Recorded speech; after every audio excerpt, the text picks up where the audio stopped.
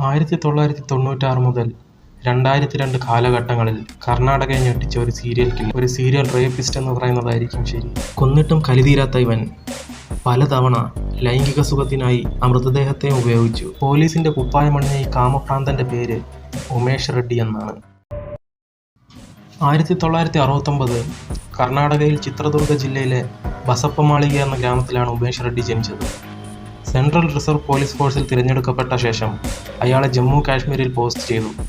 ഒരു കമാൻഡറിന്റെ വീട്ടിലെ ഗാർഡായി ഡ്യൂട്ടിയിലിരിക്കുമ്പോൾ കമാൻഡറിന്റെ മകളെ ബലാത്സംഗം ചെയ്യാൻ ശ്രമിച്ചു, പക്ഷെ പരാജയപ്പെട്ടു. അതിനുശേഷം അയാൾ കർണാടകയിൽ ചിത്രദുർഗയിലേക്ക് തിരിച്ചു വന്നു. 1996 അയാൾ ഡിസ്ട്രിക്ട് ആംഡ് റിസർവിൽ DARൽ ജോയിൻ ചെയ്തു. CRPFൽ നടന്ന കാര്യങ്ങളെക്കുറിച്ച് ആർക്കും അറിയാത്തതുകൊണ്ട് DAR പോലീസിൽ ചേരാൻ എളുപ്പമായിരുന്നു. അമിത വേഗത്തിൽ വണ്ടി ഓടിച്ചു എന്നുള്ള ഒരു കേസ് റെഡ്ഡിക്കെതിരെ ഉണ്ടായിട്ടും DAR ഇൻസ്പെക്ടർ ഈ പെറ്റി കേസ് ഒഴിവാക്കി. റെഡ്ഡി മധ്യപ്രദേശിൽ പോലീസ് ട്രെയിനിങ് ഒക്കെ കഴിഞ്ഞ് തിരിച്ച് കർണാടകയിൽ. ഉമേഷ് അവൻ്റെ ഇരകളെ തിരഞ്ഞെടുത്തത് വളരെ ശ്രദ്ധയോടെയായിരുന്നു. വീട്ടിൽ ആണുങ്ങളില്ലാത്ത സമയം രാവിലെ 11 മണിക്കും ഉച്ച കഴിഞ്ഞ് 3 മണിക്കും ഇടയിലാണ് ഇയാൾ വീട്ടമ്മമാരെ ലക്ഷ്യമിട്ടിരുന്നത്. വെള്ളമോ അഡ്രസ്സോ ചോദിക്കാൻ വരുന്നത് പോലെ വീട്ടിൽ കയറും. പിന്നെ കത്തി കാണിച്ച് ഭീഷണിപ്പെടുത്തി നിർബന്ധിച്ച് അവരുടെ വസ്ത്രങ്ങൾ അഴിപ്പിക്കും. പിന്നെ അവരെ കെട്ടിയിട്ട് ബലാത്സംഗം ചെയ്യും. പലപ്പോഴും അയാൾ സ്ത്രീകളെ ശ്വാസം മുട്ടിച്ച് ബോധം കെടുത്തി അവരെ ബലാത്സംഗം ചെയ്യുമായിരുന്നു. ബലാത്സംഗം കഴിഞ്ഞ് മരിച്ച സ്ത്രീകളെ കൊന്ന് അവരുടെ ആഭരണങ്ങളൊക്കെ മോഷ്ടിക്കും. ഒരു മോഷണം പോലെ വരുത്തി തീർക്കാനാണ് അയാൾ ഇങ്ങനെ ചെയ്യുന്നത്. മരിച്ച സ്ത്രീകളുടെ അടിവസ്ത്രവും അയാൾ എടുക്കും. ട്രാൻസ്വെസ്റ്റിസം ഉള്ള ഒരാളാണ് ഉമേഷ് റെഡ്ഡി. സ്ത്രീകളുടെ വസ്ത്രം ധരിക്കുന്നതും അവരെ പോലെ മേക്കപ്പ് ഒക്കെ ചെയ്യുന്നതുമാണ് ട്രാൻസ്വെസ്റ്റിസം. ഒരിക്കൽ പോലീസ് അറസ്റ്റ് ചെയ്തപ്പോൾ റെഡ്ഡി സ്ത്രീകളുടെ അടിവസ്ത്രം ഇട്ടേക്കുന്നതായി പോലീസ് റിപ്പോർട്ടിലുണ്ട്. 1996 ചിത്രദുർഗയിലെ KEV കോളനിയിൽ വെച്ച് സ്കൂളിൽ പോയിക്കൊണ്ടിരുന്ന ഒരു പെൺകുട്ടിയെ ഇയാൾ ബലാത്സംഗം ചെയ്യാൻ ശ്രമിച്ചു. പക്ഷേ ആ കുട്ടി ഇയാളെ കല്ലുകൊണ്ടടിച്ചു. എന്നിട്ട് ആ കുട്ടി ഓടി രക്ഷപ്പെട്ടു. 1996 ഡിസംബറിൽ സ്കൂളിൽ നിന്ന് വീട്ടിലേക്ക് പോയിക്കൊണ്ടിരുന്ന രൂപ എന്ന പേരുള്ള ഒരു 16 വയസ്സുകാരിയെ ഇയാൾ ബലാത്സംഗം ചെയ്തു കൊന്നു. തൊട്ടടുത്ത മാസം റിപ്പബ്ലിക് ഡേയിൽ പോലീസ് പരേഡിൽ ആദ്യത്തെ പെൺകുട്ടി യാദൃച്ഛികമായി ഇയാളെ തിരിച്ചറിഞ്ഞപ്പോൾ അയാളെ അറസ്റ്റ് ചെയ്തു സർവീസിൽ നിന്ന് പിരിച്ചുവിട്ടു. റെഡ്ഡിക്കൊപ്പം മറ്റ് 4 പേർക്കെതിരെയും രൂപയുടെ കൊലപാതകത്തിന് കേസെടുത്തു. ജുഡീഷ്യൽ കസ്റ്റഡിയിൽ റിമാൻഡ് ചെയ്തു ഇയാളെ ബെള്ളാരി ജില്ലയിലേക്ക് മാറ്റാൻ കോടതി ഉത്തരവിട്ടു. 1997 മാർച്ചിൽ ചിത്രദുർഗ പോലീസ് ഇയാളെ ബെള്ളാരി പോലീസിന് കൈമാറുന്നതിനിടെ റെഡ്ഡി രക്ഷപ്പെട്ടു. അതിനുശേഷം അയാൾ ബാംഗ്ലൂരിൽ ഒരു ഇൻകം ടാക്സ് ഓഫീസറിന്റെ ഭാര്യയെയും അഹമ്മദാബാദിൽ ഒരു പെൺകുട്ടിയെയും ബറോഡയിൽ 2 പെൺകുട്ടികളെയും കുണികളിൽ ഒരു വിധവയെയും കൊല ചെയ്തു. വീടിന്റെ മുറ്റത്ത് ഉണക്കാനിടുന്ന സ്ത്രീകളുടെ അടിവസ്ത്രങ്ങൾ റെഡ്ഡി മോഷ്ടിക്കുമായിരുന്നു. സ്ത്രീകളുടെ അടിവസ്ത്രങ്ങൾ മോഷ്ടിച്ചതിന് 1997 ജൂലൈ 7 പീണിയ പോലീസ് ഇയാളെ അറസ്റ്റ് ചെയ്തു. പോലീസ് ഇയാളുടെ മുറി റെയ്ഡ് നടത്തിയപ്പോൾ അടിവസ്ത്രങ്ങൾ നിറച്ച ഒരു ബാഗാണ് കണ്ടുകിട്ടിയത്. പീണിയയിൽ അറസ്റ്റായപ്പോൾ അയാളുടെ പേര് രമേശ് ആണെന്ന് മാറ്റി പറഞ്ഞു. ചോദ്യം ചെയ്യുന്നതിനായി മൈക്കോ ലേഔട്ട് പോലീസ് സ്റ്റേഷനിലേക്ക് മാറ്റുന്നതിനിടെ റെഡ്ഡി രക്ഷപ്പെട്ടു. റെഡ്ഡിയുടെ അച്ഛൻ ഹൈക്കോടതിയിൽ ഹേബിയസ് കോർപ്പസിന്റെ ഹർജി നൽകി. തുടർന്ന് 2 പോലീസുകാരെ സസ്പെൻഡ് ചെയ്യുകയും ചെയ്തു. രമേശിന്റെ പേരിൽ ലുക്കൌട്ട് നോട്ടീസും പുറത്തുവിട്ടു.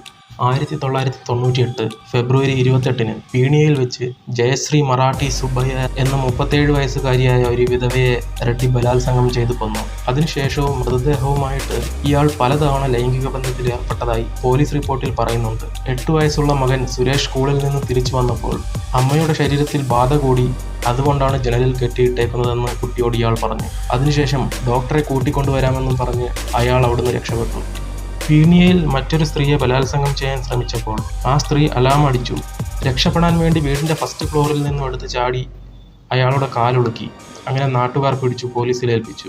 1999 ഹരിക്കേരൂരിന് സമീപം റെഡ്ഡി വീണ്ടും പോലീസിന്റെ കസ്റ്റഡിയിൽ നിന്ന് രക്ഷപ്പെട്ടു. പക്ഷെ അടുത്ത കുറ്റം ചെയ്യുന്നതിന് മുമ്പ് ചിക്കബള്ളാപൂരിൽ വെച്ച് ന്യാമേഗൌഡ ഇയാളെ അറസ്റ്റ് ചെയ്തു. പിന്നീട് 2002 മാർച്ച് 3 KSRTC ബസ്സിൽ ബെള്ളാരിയിൽ നിന്ന് ബാംഗ്ലൂരിലേക്ക് മാറ്റുന്നതിനിടെ റെഡ്ഡി വീണ്ടും പോലീസ് കസ്റ്റഡിയിൽ നിന്ന് രക്ഷപ്പെട്ടു. അയാളുടെ കൂടെ ഉണ്ടായിരുന്ന ബെള്ളാരി DAR ഓഫീസർ ഇയാളുടെ കയ്യിൽ വിലങ്ങിട്ടിരുന്നു എന്ന് പറയുന്നുണ്ട്.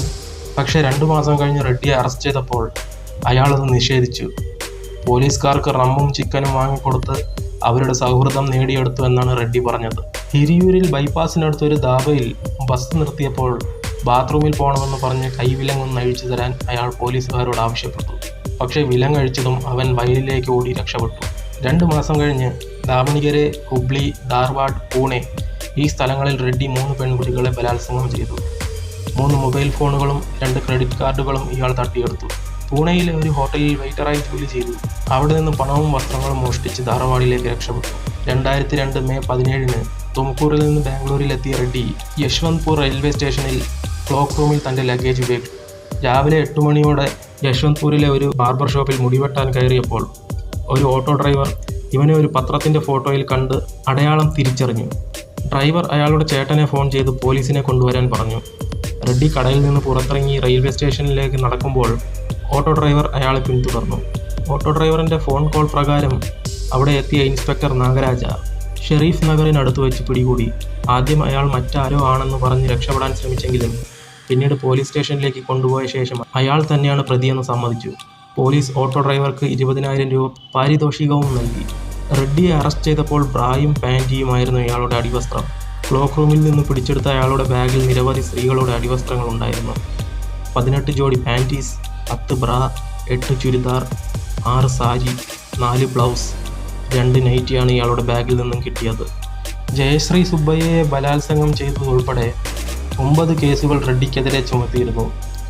കൂടുതൽ തെളിവുകളില്ലാത്തതുകൊണ്ട് മറ്റ് 11 കേസുകൾ ഒഴിവാക്കി.